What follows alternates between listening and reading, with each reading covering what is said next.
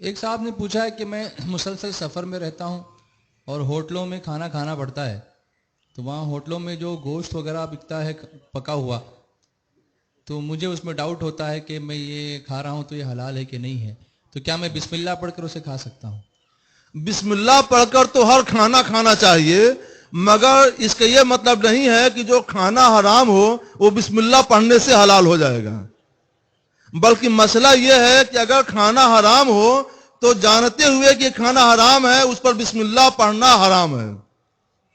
اور کوئی حلال جان کے بسم اللہ پڑھے گا تو کفر بھی ہو جائے گا۔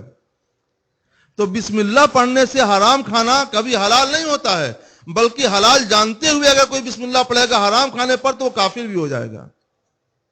یہ تو الگ مسئلہ ہوا۔ اب اس سوال کا جواب سمجھیے صاحب،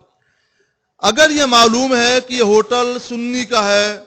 سنی صحیح العقیدہ مسلمان کا ہے، اس کے کارندے بھی اسی طرح کے ہیں، ظاہر حال یہی ہے، دیکھنے سے معلوم ہوتے ہیں کہ یہ لوگ نیک مسلمان ہیں، سچے پکے لوگ ہیں،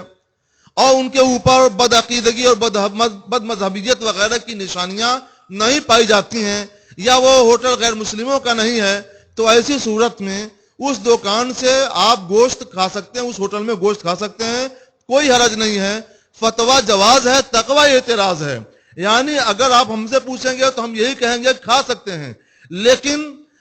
اپنے دل سے بھی فتویٰ پوچھنا چاہیے، اگر دل گوارا نہ کرے تو بچا جائے، یہ تقویٰ ہے، اور کھا سکتے ہیں یہ فتویٰ ہے۔ فتویٰ یہ ہے کھا سکتے ہیں، تقویٰ یہ ہے کہ بچنا چاہیے۔ جی اور اگر یہ معلوم ہو کہ یہ کسی بد مذہب کا ہوٹل ہے،